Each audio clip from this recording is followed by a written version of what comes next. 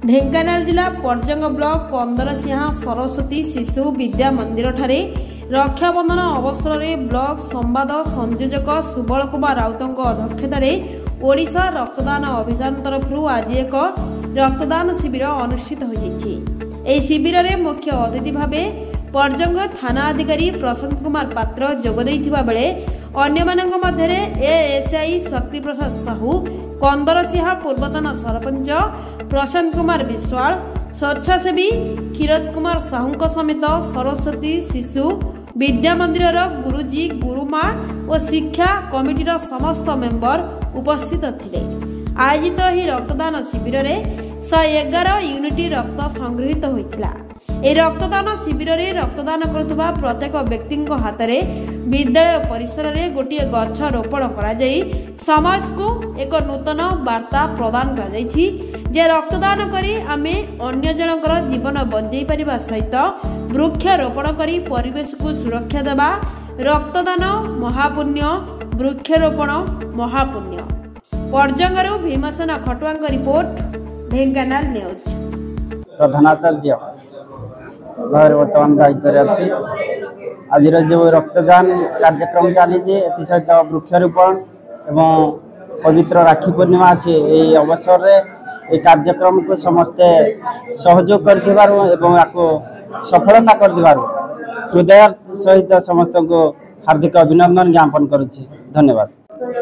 भुवनानंद विश्वाल सभापति सरस्वती विद्या मंदिर कंदरसिंहा। रक्तदान जीवन दान रक्तदान महत्दान आमे रक्तदान करी आउ गोटे जीवन को रक्षा करुचे एवं ए प्रकार चिंताधारा को प्रचार एवं प्रसार करने युवपीढ़ी मान मध्य सचेतनता सृष्टि करने आमे इठी रक्तदान शिविर आयोजन करूँ। या पूर्वर मध्य आमे कंदरसिंहा रे हाई स्कूल रे रक्तदान आगरू क्रमागत भाव में चली। संवाद मनीषार ब्लॉक संयोजक आमर ये वार्ता रोचे जे रक्त बिना क्या मरिया को दिज्व ना तेणु आज आम कंदरसिंहा सरस्वती शिशु विद्या मंदिर में आमर गुरुजी गुरुमा सहयोग एवं अनुष्ठान शुभेच्छु मान सहयोग ये रक्तदान शिविर अनुष्ठित होती। बर्तमान सुधा आम 70 ରୁ 80 है आम 100 संख्यार रक्तदान कर आशा रखीचु। जो मैंने रक्तदान कर आम वृक्षरोपण करूँ भी आम गोटे गछ भी फल गछटे भी बंटन कर आज चक्षुदान एवं अंगदान करला भाया जो मैंने नाम पंजीकरण भी चली से भी किसी लोक नाम पंजीकरण कर प्रयास जारी रही। रक्त बिना क्या मरिया को दिज्व ना। सरस्वती शिशु मंदिर कंदरसिंहार सेक्रेटरी दायित्व अच्छी।